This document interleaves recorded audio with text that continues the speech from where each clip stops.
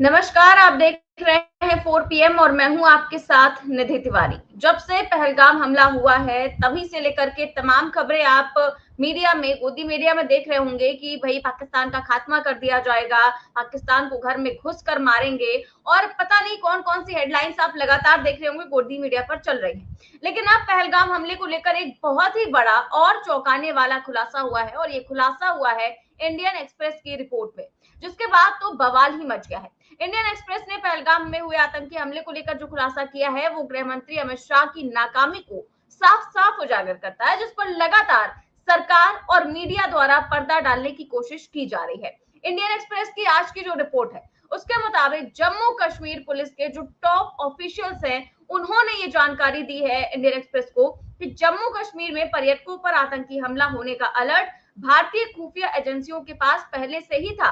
उन्हें पहले से ही इन सबका अलर्ट मिल गया था, लेकिन क्योंकि उन्होंने सुरक्षा किसी और जगह दे दी, इंटेल किसी और जगह को लेकर के था, तो ये सारी कंफ्यूजन में ये जो आतंकी हमला हुआ वो साफ तौर पर सरकार की नाकामी को उजागर करता है, अमित शाह की नाकामी को उजागर करता है। लेकिन उसके बावजूद उनसे जो सवाल है वो पूछे नहीं जा रहे। पूरी जानकारी क्या है, पूरी रिपोर्ट क्या है, इसको आपको आगे बताएंगे और इस पर चर्चा करेंगे। और इस चर्चा में हमारे साथ मौजूद है प्रोफेसर कलस्वामी सर। सर बहुत बहुत स्वागत है आपका। तो सर सबसे पहले तो मैं खबर दिखाना चाहूंगी इंडियन एक्सप्रेस की, जो खबर है जिसने आज तहलका मचाकर रख दिया है कि पहलगाम हमले से कुछ दिन पहले खुफिया एजेंसीज ने जम्मू कश्मीर में पर्यटक स्थलों पर आतंकी हमले की योजना के बारे में संकेत दिया था। ये जो खबर है वो इंडियन एक्सप्रेस की है और क्योंकि ये जो पूरी खबर है वो इंग्लिश में है तो मैं आपको इसका हिंदी में पढ़कर बता देती हूँ। इसमें जो पहलगाम हमले को लेकर के लिखा हुआ है कि पहलगाम हमले से कुछ दिन पहले सुरक्षा एजेंसियों और सरकार को श्रीनगर और उसके आसपास के होटलों में ठहरे पर्यटकों को निशाना बनाकर आतंकी हमला किए जाने की खुफिया जानकारी मिल गई थी। हमला पहलगाम में हुआ है, श्रीनगर में भी हो सकता है, इसीलिए आतंकी हमले की आशंका से श्रीनगर में डल झील और मुगल गार्डन के नजदीक स्थित जबरवान पर्वतमाला की तलहटी में सुरक्षा कड़ी कर दी गई। इसके बाद जो खबर है वो ये है कि अधिकारी ने बताया कि जम्मू पुलिस महानिदेशक समेत पुलिस विभाग के आला अधिकारी पहलगाम में आतंकी हमले से पहले कुछ दिन तक घाटी में डेरा डाले हुए थे। जम्मू कश्मीर पुलिस समेत सुरक्षा एजेंसियों के पास हमले की खुफिया जानकारी थी, उन्हें आतंकी हमला होने की आशंका थी, लेकिन उन्हें शक था कि श्रीनगर के बाहरी इलाके में एक होटल आतंकियों का टारगेट होगा, इसीलिए होटलों की सुरक्षा बढ़ाई गई थी। पहलगाम हमले से 10-15 दिन पहले दाचीगाम, निशात और आसपास के इलाकों में तलाशी अभियान भी चलाया गया था। आगे इस खबर में लिखा हुआ है कि अधिकारी ने बताया कि अब ये भी पता चला है कि हमले में शामिल 2 स्थानीय आतंकवादी हमले से पहले पर्यटकों से मिले भी थे। वो पर्यटकों को फूड कोर्ट में भी ले गए थे, जहां अन्य 2 आतंकवादी भी थे, जिन्होंने उन पर करीब से गोलियां चलाई थी। आतंकवादी 4-5 दिन से बैसरन घाटी में और उसके आसपास के एरिया में थे, क्योंकि बैसरन घाटी में कुछ भी यहाँ के स्थानीय लोगों के समर्थन के बिना संभव नहीं था।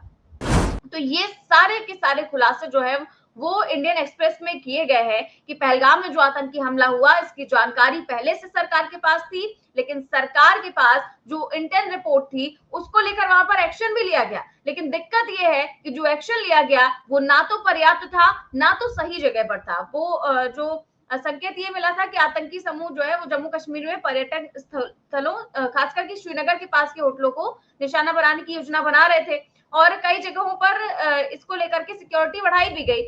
खास करके जो डल लेक का इलाका है, मुगल गार्डन का इलाका है, बेसिकली श्रीनगर का जो इलाका है, जो राजधानी है और जहां सबसे ज्यादा टूरिस्ट आते हैं उन्हीं होटलों में रहते हैं, उस इलाके में सुरक्षा चाक चौबंद कर दी गई। लेकिन साउथ कश्मीर के इस इलाके में सुरक्षा की तरफ ध्यान ही नहीं दिया गया। मतलब ये इंटेल रिपोर्ट थी वहां पर की पूरी जो सुरक्षा बल है, स्थानीय पुलिस है, उनके पास कि होटल्स में रह रहे टूरिस्ट को निशाना बनाया जा सकता है। उसके बावजूद दक्षिण कश्मीर में किसी तरह की कोई सुरक्षा नहीं लगाई गई, 2 पुलिस वाले, 2 सेना के जवान तक नहीं लगाए गए, सारी की सारी सुरक्षा जो है वो डल लेक के पास लगा दी गई। क्या ये साफ तौर पर सरकार का फेलियर नहीं था और क्या इसको लेकर के जिम्मेदारी नहीं लेनी चाहिए सरकार को? जय संविधान। देखिए निधि, पहला प्रश्न ये उठता है, इंटेलिजेंस रिपोर्ट थी, ये बात बिल्कुल पता है कि इंटेलिजेंस रिपोर्ट थी। ये भी बात शायद सच है, आप इसकी पुष्टि करें। क्या माननीय मोदी जी का कश्मीर विजिट प्लान था? क्या उन्हें कश्मीर जाना था? क्या उसको कैंसिल किया गया था? कैंसिल क्यों किया गया था? क्या इसलिए कैंसिल किया गया था कि इंटेलिजेंस रिपोर्ट थी वहां पे आतंकवादी हमला हो सकता है? तो अगर उसको इसलिए पोस्टपोन किया गया था कि प्रधानमंत्री को ये इंटेलिजेंस रिपोर्ट थी कि वहां आतंकवादी हमला हो सकता है, तो क्या माननीय प्रधानमंत्री की या राहुल गांधी की या किसी भी बड़े नेता से ज्यादा उनसे कम कीमत है एक पर्यटक की? वो पर्यटक जो बेचारा जो निहत्था होता है, जिसके पास कोई सुरक्षा का साधन भी नहीं होता है, वो अगर वहां पे जाता है सरकार के भरोसे, तो क्या वहां पे सुरक्षा व्यवस्था नहीं होनी चाहिए? अच्छा, जैसे आपने कहा कि श्रीनगर के आसपास, डल लेक के आसपास, निशात गार्डन के आसपास सुरक्षा व्यवस्था कर दी गई, तो इसका मतलब क्या है कि बाकी जो साउथ कश्मीर का इलाका, पहलगांव का इलाका है, वहां 4 भी प्लेन क्लोथमैन नहीं रहेंगे? वहां आपका एक भी इंफॉर्मर नहीं रहेगा? क्या वहां पे पर्यटकों को उनके हाल पे छोड़ दिया जाएगा? भाई, हम ये मानते हैं कि आप ज्यादा सुरक्षा, अगर आपके पास इंटेलिजेंस रिपोर्ट है कि वो श्रीनगर के आसपास के होटलों में होना, वहां बढ़ा दीजिए, लेकिन कहीं पर एक भी सुरक्षा कर्मी ना हो, ये बात तो नहीं समझ में आती। भाई ये देखिए, यही गंभीर चेतावनी देता है निधि, जिससे हम लोग चिंतित हैं। हम ये चाहते हैं कि पाकिस्तान का समूल नाश हो जाए, पाकिस्तान को निपटा दिया जाए। लेकिन आप ये सोचिए, अगर आप सारी की सारी सेना पाकिस्तान बॉर्डर पे रख देंगे और चीन वही दुष्टता करे जो पिछले 10 साल से करता आ रहा है, तो उसका मुकाबला कैसे करेंगे? अगर सारी सेना आप चीन की तरफ कर देंगे तो पाकिस्तान घुस आएगा, तो उसका क्या करेंगे? पाकिस्तान चीन की तरफ कर देंगे, बांग्लादेश घुस आएगा, तो उसका क्या करेंगे? इसका मतलब यह है कि भाई आपकी सुरक्षा। अच्छा, फिर आपने अग्निवीर लाके हमारे देश की सेनाओं को वैसे ही कमजोर कर दिया। 1,80,000 जवान कम हो गए, 4 साल की सर्विस वाले लोग हैं, वो जान देने आगे क्यों बढ़ेंगे? अच्छा, आप जानती हैं जितने भी युद्ध हुए, कारगिल युद्ध हुआ, आप नाम नोट कर लीजिए, जितने भी लोग उसमें हताहत हुए और शहीद हुए, उसमें ज्यादातर बच्चे वो थे जो 30 साल से कम उम्र के थे। मेजर थे, कैप्टन थे, लेफ्टिनेंट थे, ब्रिगेडियर और जनरल और कर्नल्स नहीं मरे उसमें, बहुत कम मरे, 2-4 मरे, लेकिन ज्यादातर यंग ऑफिसर्स मरे, क्योंकि जो नए मिशन होते हैं उसमें यंग ऑफिसर्स को भेजा जाता है। सीनियर लोग तो अपना हेडक्वार्टर में बैठ के आदेश देते हैं। तो प्रश्न ये उठता है, यंग ऑफिसर्स अगर 3 साल से आपने केवल अग्निवीर को अपॉइंट किया है, बड़े कम आपने रेगुलर अपॉइंटी रखे हैं, और फ्रंट में आपको उनको भेजना है, तो वो अपनी जान क्यों देंगे? वो तो कहेंगे भाई 4 साल बाद रिटायर हो जाना है, पैसा कुछ मिलना नहीं है, 11-12 लाख रुपए मिलना है, पेंशन मिलनी नहीं, फैसिलिटी मिलनी नहीं, तो वो जान क्यों देंगे? तो आपने देश की सेनाओं को कमजोर क्यों किया? केवल की बड़े बड़े पूंजीपतियों की फैक्ट्रीज की निगरानी करने के लिए 4 साल के बाद ये सशक्त, जिनको सैन्य अभ्यास होगा, उनको उनकी फैक्ट्री की सुरक्षा के लिए लगा दिया जाए, जिससे कम तनख्वाह में उनसे काम करा लें। भाई आज के तारीख में सीआईएसएफ के कर्मचारी को रखेंगे 30-35 हजार रुपए देना पड़ेगा, अग्निवीर को 10-11 हजार रुपए देना पड़ेगा, तो अडानी अंबानी जी का तो फायदा हो जाएगा। लेकिन आपने देश की सेनाओं को कमजोर क्यों किया? तो इसका मतलब यह है कि अगर इंटेलिजेंस रिपोर्ट आपके पास थी, तो पर्यटकों को आपने पहलगांव जाने क्यों दिया? भाई उनसे कहते कि हमने यहां व्यवस्था करा रखी है, यह हमारी सुरक्षा व्यवस्था बड़ी अचूक है, आप यहां पे रहिए, वहां मत जाइए। लेकिन वहां पे उनको जाने क्यों दिया जहां आपने सुरक्षा व्यवस्था, आपको पता थी कि एक भी सुरक्षा कर्मी नहीं है, एक भी।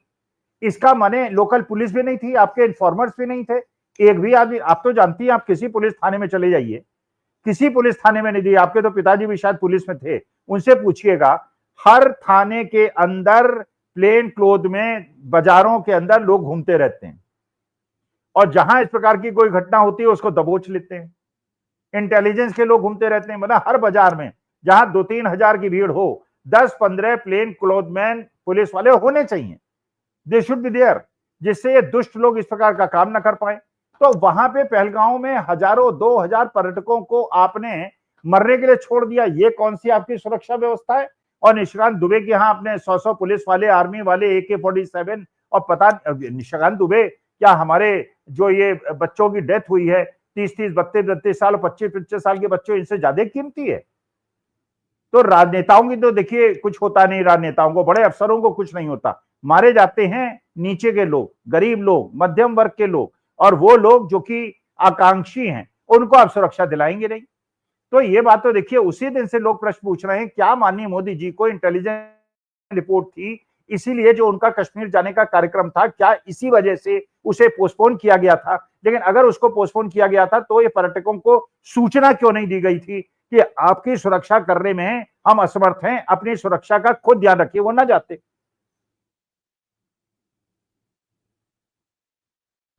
बिल्कुल सही सवाल उठाया सर आपने कि इन सारी चीजों की जानकारी सरकार के पास पहले से थी और जो जानकारी थी वो पुख्ता थी, इसीलिए तो वहां पर सुरक्षा लगाई गई। तो पूरे कश्मीर में क्यों नहीं, केवल ये अंदाजा लगाया जाना कि भाई यहाँ पर ज्यादा टूरिस्ट हो सकते हैं तो यहाँ पर सुरक्षा लगा दो, वहां पे तो ज्यादा टूरिस्ट होंगे नहीं, तो इसका क्या मतलब है? जो जहां पर कम टूरिस्ट है वहां पर सुरक्षा ही नहीं दी जाएगी।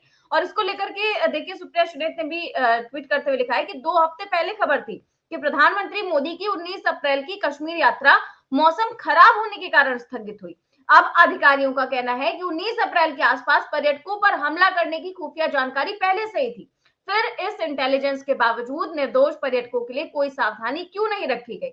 ये सवाल खड़े होते हैं सर कि जब ये खुफिया जानकारी के संकेत मिल ही चुके थे कि आतंकी का एक समूह जो है वो जम्मू कश्मीर में पर्यटन स्थलों या फिर खासकर कि पर्यटकों को निशाना बनाने का योजना बना रही थी, ये साफ तौर पर लिखा हुआ है कि पर्यटक निशाना बनाए जा सकते हैं। और इन सारी चेतावनियों के बावजूद वहां पर सुरक्षा नहीं बढ़ाई गई। ये जो डल लेक का इलाका है, मुगल गार्डन का इलाका है, इन सब जगहों पर बढ़ाई गई, लेकिन वहां पर नहीं बढ़ाई गई।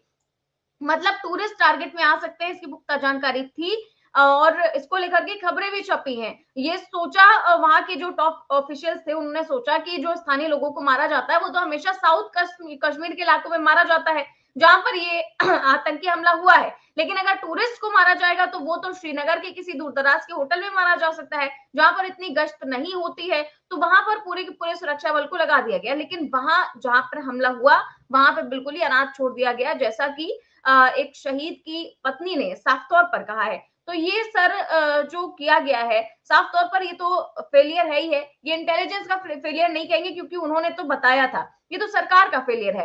क्या आपको नहीं लगता कि ऐसी कोई रिपोर्ट अगर पहले की सरकारों में आई होती या पहले कभी भी आई होती तो वहां की गृह मंत्री या वहां की प्रधानमंत्री तक की कुर्सी पर बात आ जाती, लेकिन यहाँ पर कोई बात करने को तैयार नहीं है।